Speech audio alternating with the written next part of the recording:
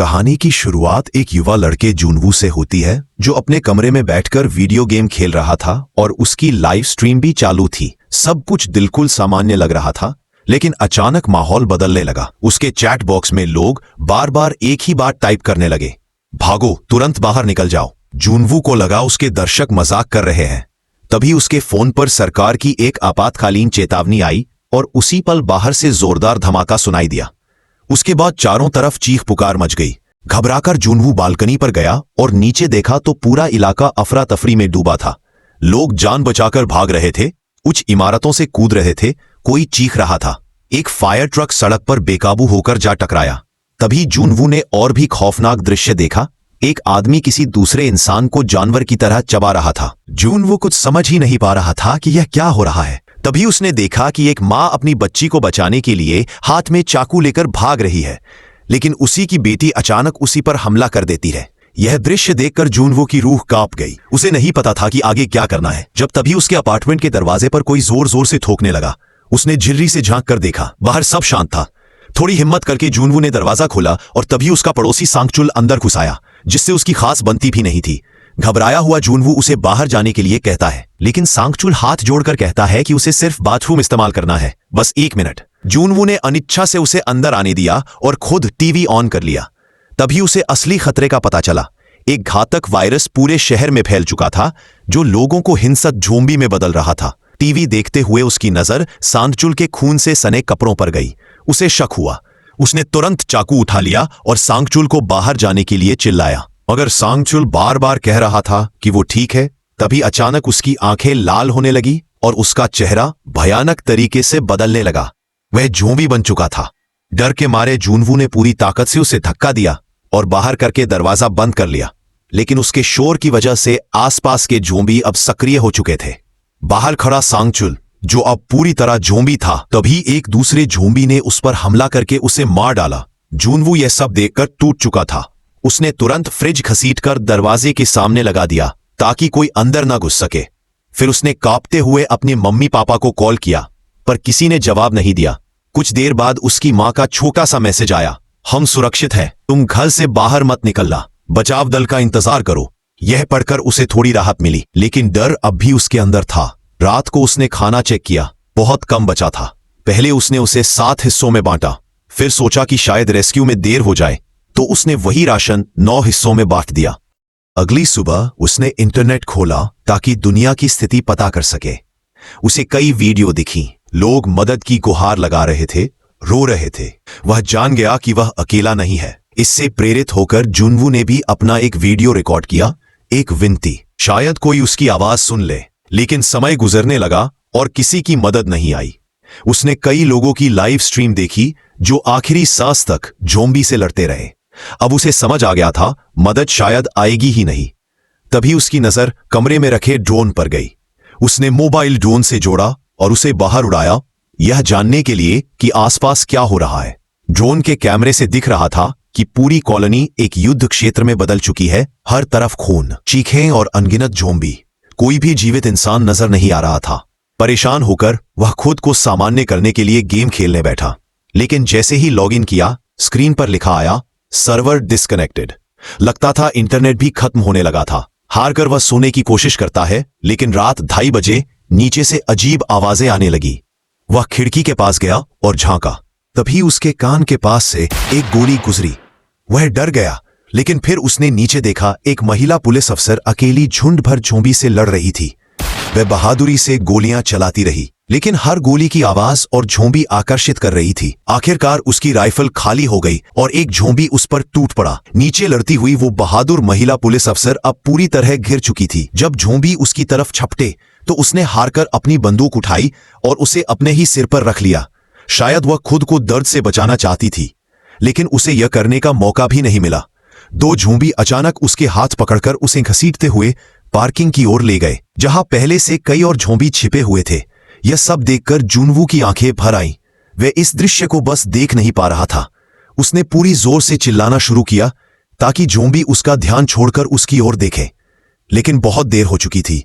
ना वह महिला बच पाई और ना ही जुनवू की कोशिश किसी काम आई।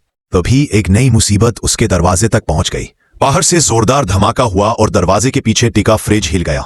किसी ने पूरी ताकत से लात मारी थी। वह कोई और नहीं, वही डरावना झोंबी था जिसने सांगचुल को मारा था। अब वह सीधा जूनवू की तलाश में आया था।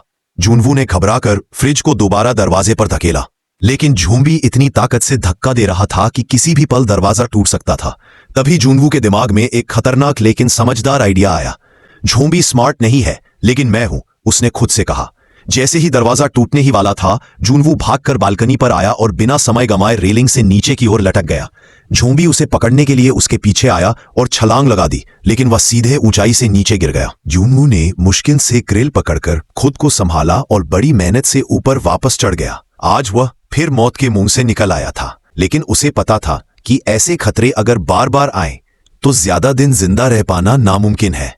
नीचे झांकते ही उसका दिल टूट गया। वह महिला अफसर जिसे वह बचाना चाहता था, अब खुद एक ज़ॉम्बी बन चुकी थी। उसे देखकर ऐसा लग रहा था जैसे इंसानियत ने हार मान ली हो। यह दृश्य देखकर जूनवू पूरी तरह टूट गया। उसने अपने दरवाजे को और कसकर बंद किया, मानो खुद को इस खौफनाक दुनिया से अलग कर रहा हो। अब उसके लिए बाहरी दुनिया खत्म हो चुकी थी। उसने पापा की पुरानी शराब निकाली और धीरे धीरे पीने लगा। भूख लगी तो इंस्टेंट नूडल्स खाए, थक गया तो सो गया, कभी कभी चुपचाप रो भी लेता। यह सन्नाटा अब उसकी दिनचर्या बन चुका था। लेकिन यह मौन ज्यादा समय नहीं चला।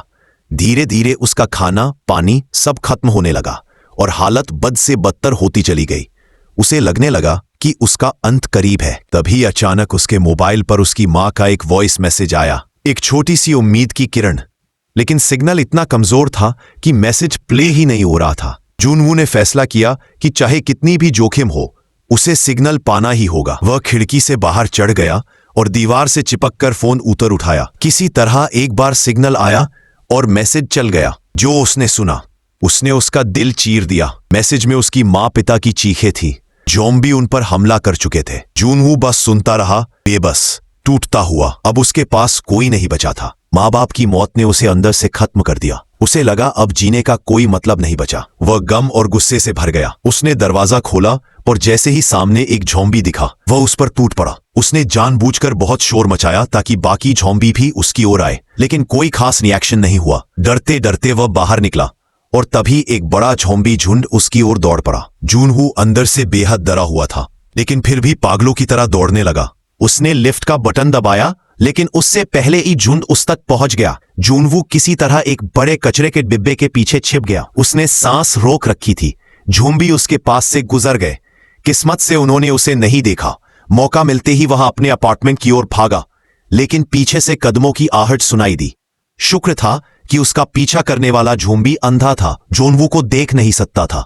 जूनवू ने धीरे से अपने कमरे का दरवाजा खोला और अंदर घुस गया, लेकिन छोटी सी आवाज ने भी आसपास के ज़ॉम्बी का ध्यान खींच लिया। हैरानी की बात यह थी कि कुछ ज़ॉम्बी अब भी इंसान होने की थोड़ी सी आदतें याद रखते थे। वे दरवाजा ऐसे पकड़ने लगे जैसे जानते हों कि उसे कैसे खोला जाता है, पर थोड़ी कोशिश के बाद वे थक कर वहां से चले गए। उस रात जूनवू ने मान लिया कि शायद उसका सफर यहीं खत्म हो रहा है। अकेलापन, डर, भूख सब उसे अंदर से खोखला कर चुके थे। उसने अपना फोन उठाया और कैमरे के सामने एक आखिरी वीडियो रिकॉर्ड किया। दुनिया के नाम अलविदा। उसने खुद को खत्म करने की कोशिश की, लेकिन उसी पल उसकी खिड़की के बाहर एक लाल चमक उठी। सामने वाली इमारत से लाल रोशनी टिमटिमा रही थी। जूनवू का हाथ रुक गया। उसने गौर से देखा, वहां एक लड़की खड़ी थी, जिंदा, जवान और बेहद होशियार दिख रही थी। लड़की ने लाल टॉर्च से उसकी ओर इशारा किया और फिर धीमे से बोली, इडियट। इस हालत में भी किसी इंसान का मिलना जूनवू के लिए किसी तोहफे से कम नहीं था। जूनवू ने हल्की सी मुस्कान के साथ उसे हाथ हिलाया। लड़की ने हाथ के इशारे से उसे समझाया, सुबह। जूनवू ने किम को दूर से मुस्कुराता देखा और खुद भी हाथ हिलाकर जवाब दिया। कुछ देर बाद किम ने इशारों में बताया कि वह सुबह 7 बजे उससे बात करेगी।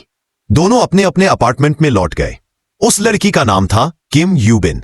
वह भी जूनवू की तरह जिंदा बची थी, लेकिन उससे कहीं ज्यादा समझदार और सख्त थी।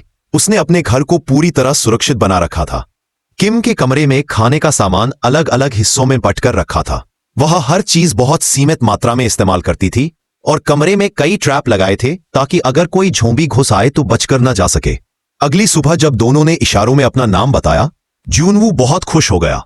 पर खुशी में भी पेट दर्द कर रहा था। वह बहुत भूखा था। किम ने उसकी हालत देखी और सोचा कि उसे खाना भेजना चाहिए। उसने एक प्लान बनाया, एक बेसबॉल में रस्सी बांधकर सामने की बिल्डिंग तक फेंकना। लेकिन दूरी थोड़ी ज्यादा थी और गेंद ठीक से नहीं पहुंच पाई। सौभाग्य से जूनवू ने समझ लिया कि किम क्या करना चाहती है। उसने अपना ड्रोन निकाला। थोड़ी देर में किम ने फूड पैकेट रस्सी से बांधकर उसकी तरफ भेज दिया। कई दिनों बाद ढंग का खाना देखकर जूनवू मुस्कुरा उठा। लेकिन यह सुख ज्यादा देर टिक नहीं पाया। नीचे एक फायरमैन, जो अब ज़ॉम्बी बन चुका था, की नजर रस्सी और बेसबॉल पर पड़ गई। वह धीरे धीरे उस दिशा में बढ़ने लगा। जूनवू ने तुरंत किम को चेतावनी दी। किम रस्सी खोलने लगी, लेकिन तभी ज़ॉम्बी ने रस्सी जोर से खींची। खींचाव की वजह से किम के ऊपर रखा भारी टेबल गिर पड़ा और वह बेहोश हो गई। अब हालात और खतरनाक हो चुके थे। वह ज़ॉम्बी साधारण ज़ॉम्बी नहीं था, उसमें इंसानों जैसा सोचने की क्षमता बची हुई थी। वो बिल्डिंग की दीवार पर चढ़ने लगा, सीधे किम के कमरे की तरफ। जूनवू ने एक बोतल उठाई और उसकी ओर फेंककर ध्यान भटकाने की कोशिश की, लेकिन कोई असर नहीं हुआ। आखिरी कोशिश के तौर पर उसने फिर से अपना ड्रोन उड़ाया। ड्रोन ज़ॉम्बी के चेहरे के पास मंडराने लगा। इससे वह थोड़ी देर के लिए रुका, लेकिन गुस्से में ज़ॉम्बी ने जोरदार वार किया और ड्रोन नीचे गिर गया। वह अब किम के कमरे के बिल्कुल पास था।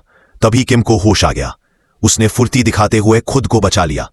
यह उसकी किस्मत ही थी कि वह सही समय पर जाग गई। उसी शाम तेज बारिश शुरू हुई।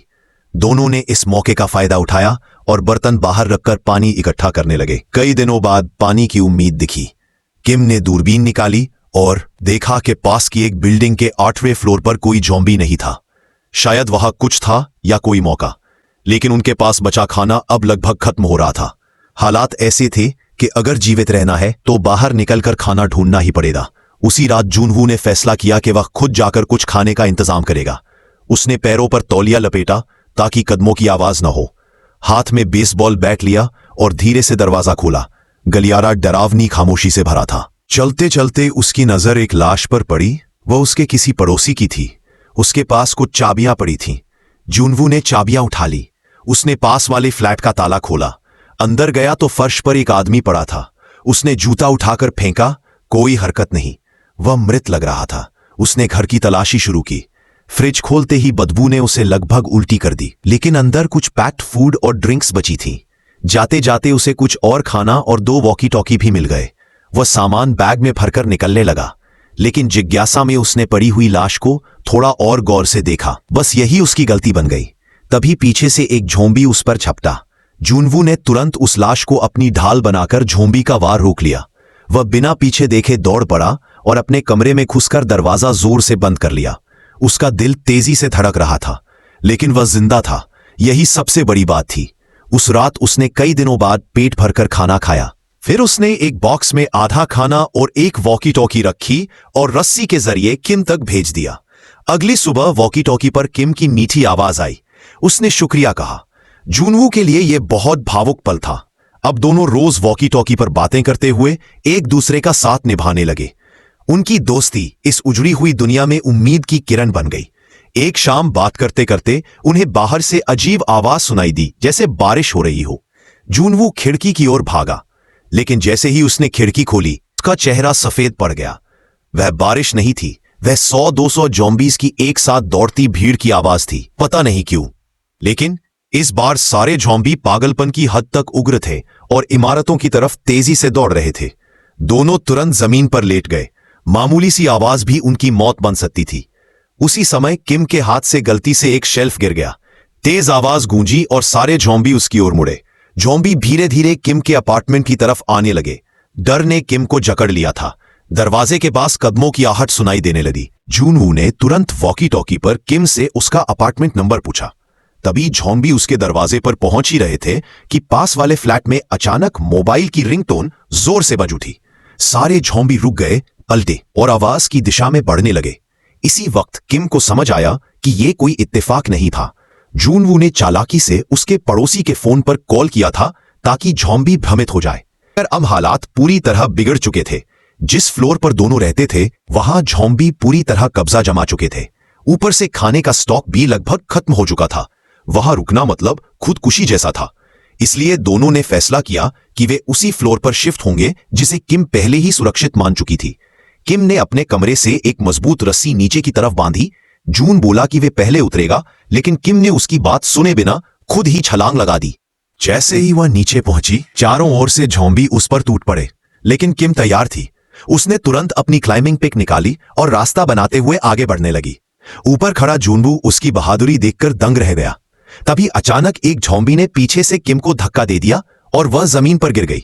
यह देखकर जून भी छलांग लगाकर नीचे उतरा और उस ज़ॉम्बी पर वार कर दिया। उसने किम को पकड़ा और जल्दी जल्दी सीढ़ियों की ओर खींचकर ले गया। दोनों ने सीढ़ियों के रास्ते भागते हुए एक कांच का दरवाजा बंद कर दिया, जबकि ज़ॉम्बी ठीक पीछे थे। दरवाजा किसी भी पल टूट सकता था, इसलिए उन्होंने फौरन लिफ्ट की तरफ छलांग लगाई। किस्मत से लिफ्ट की बैकअप पावर अभी भी चालू थी, जिसने उन्हें सीधा 8वें फ्लोर तक पहुंचा दिया। वहां पहुंचकर दोनों ने एक एक कर दरवाजे चेक करना शुरू किए ताकि कोई सुरक्षित कमरा मिल जाए। लेकिन तभी उन्हें एक अकेला ज़ॉम्बी दिखाई दिया। जूनवू ने सोचा, अकेला है, इससे निपट लेंगे। लेकिन जैसे ही वह आगे बढ़ा, अचानक स्टेयरवेल से ज़ॉम्बियों की पूरी भीड़ भीतर घुस आई। किम तेजी से दरवाजे खोलने की कोशिश करने लगी और जूनवू एक गेट को पकड़े हुए भीड़ को रोकने की कोशिश कर रहा था। तभी अचानक एक दरवाजा खुला, एक हाथ बाहर आया और किम को अंदर खींच लिया। अगले ही पल हॉलवे में एक स्मोक ग्रेनेड फेंका गया और धुंध में से एक रहस्यमयी आदमी बाहर आया। उसने जूनवू को भी भीतर खींच लिया। फिलहाल दोनों सुरक्षित थे, लेकिन किम की शंका दूर नहीं हुई, क्योंकि यह फ्लोर तो खाली होना चाहिए था। फिर यह आदमी यहां कैसे? वह आदमी थका हुआ दिख रहा था। वह पानी लाया और बोला, डरो मत, मैं तुम्हारी हालत समझ सकता हूं। जब उसने खुद पानी एक घूंट में पी लिया, तब जाकर जूनवू और किम ने भी धीरे धीरे पीना शुरू किया। आदमी काफी दोस्ताना लग रहा था। उसने खाने का सामान निकाला और दोनों भूख से टूट पड़े। उसने कहा, रेस्क्यू टीम रास्ते में है, रेडियो पर अभी अभी सुना है। कई दिनों बाद यह पहली बार था जब दोनों की आंखों में उम्मीद लौटी। लेकिन तभी किम को कुछ अजीब लगा। कमरे की दीवारों पर लगी फैमिली फोटो उस आदमी से मेल नहीं खा रही थी। वह संदेह में ही थी कि अचानक जूनवू उसके बगल में गिर पड़ा, बेहोश। किम घबरा गई, लेकिन कुछ ही सेकंड बाद उसकी नजरें भी धुंधली होने लगी और वह भी फर्श पर गिर गई। धीरे धीरे सच सामने आ रहा था। वह आदमी वैसा नहीं था जैसा वह दिख रहा था। जब किम को होश आया तो उसने खुद को एक अजीब कमरे में पाया। उसके सामने एक औरत बंधी हुई थी, आंखें लाल, शरीर में झटके, जैसे कोई राक्षसी ताकत हो। किम को समझते देर नहीं लगी। यह उस आदमी की पत्नी थी जो पूरी तरह ज़ॉम्बी बन चुकी थी। वह आदमी अपनी पत्नी को खोना नहीं चाहता था, इसलिए उसे जंजीरों में बांधकर जिंदा रखे हुए था और उसकी भूख शांत करने के लिए वह दूसरे बचे हुए लोगों को पकड़ कर लाता था, उन्हें अपनी पत्नी को खिला देता था। पूरी बिल्डिंग की वो फैमिली अब इसी भयानक भूख का हिस्सा बन चुकी थी। किम के लिए यह खतरा सिर्फ ज़ॉम्बी नहीं, बल्कि इंसान की पागलपन की हद थी। वह आदमी बाहर से रस्सी खोलने लगा जिससे उसकी पत्नी बंधी थी। किम डर के मारे पीछे हटने लगी, आवाजें निकालती हुई। तभी जूनवू की भी आंख खुल गई। उसने हालात देखकर लड़खड़ाते हुए खड़े होने की कोशिश की और बंदूक तान दी, लेकिन आदमी एकदम शांत खड़ा था। उसकी आंखों में थकावट और हार झलक रही थी। जूनवू ने रस्सी रोकने की कोशिश की, लेकिन ज़ॉम्बी औरत इतनी ताकतवर थी कि रस्सी उसके हाथ से फिसल गई। वह दरवाजे की तरफ भागा, लेकिन दरवाजा अंदर से बंद था। उसी पल कमरे में एक खौफनाक चीख गूंजी, फिर सब सन्नाटा हो गया। क्या दोनों खत्म हो गए? नहीं। किम ने समझदारी दिखाते हुए समय रहते ज़ॉम्बी के मुंह पर तकिया दबा दिया था। लेकिन वह आदमी अब भी अपनी पत्नी को उसी मोहब्बत से देख रहा था जैसा पहले देखता था। यह देखकर किम का धैर्य टूट गया। उसने बंदूक उठाई और दोनों, आदमी और उसकी ज़ॉम्बी पत्नी को वहीं खत्म कर दिया। लेकिन बंदूक की आवाज ने इमारत के हर ज़ॉम्बी को जगा दिया। अब चारों तरफ से ज़ॉम्बी दरवाजे तोड़ने लगे। किम और जून ने एक दूसरे की तरफ देखा, हल्की सी मुस्कान दी जैसे कह रहे हों, लड़ेंगे। तभी हेलीकॉप्टर की तेज आवाज सुनाई दी। दोनों खिड़की की ओर दौड़े। वाकई रेस्क्यू हेलीकॉप्टर आ चुका था। दोनों तेजी से भागते हुए छत तक पहुंचे, ज़ॉम्बियों को चकमा देते हुए। जून ने रास्ते में पड़ी एक साइकिल भीड़ के बीच फेंक दी ताकि ज़ॉम्बी रुक जाएं। छत पर पहुंचते ही उन्होंने दरवाजा बंद किया, लेकिन ज़ॉम्बी पीछे लगे हुए थे। हेलीकॉप्टर टीम ने उन्हें देखकर चारों ओर फायरिंग शुरू कर दी। आखिरकार किम और जून दोनों को सुरक्षित खींच लिया गया। रेस्क्यू के बाद शहर का रेडियो टावर भी फिर से चालू हो गया। अब बाकी बचे लोग भी SOS सिग्नल भेजने लगे, क्योंकि जब इंसान जिंदा है, उम्मीद कभी खत्म नहीं होती। और इसी तरह यह खतरों, रोमांच और सर्वाइवल से भरी कहानी यही खत्म होती है। अगर आपको यह वीडियो पसंद आए तो लाइक दबाना, चैनल सब्सक्राइब करना और कमेंट में बताना कि कहानी कैसी लगी।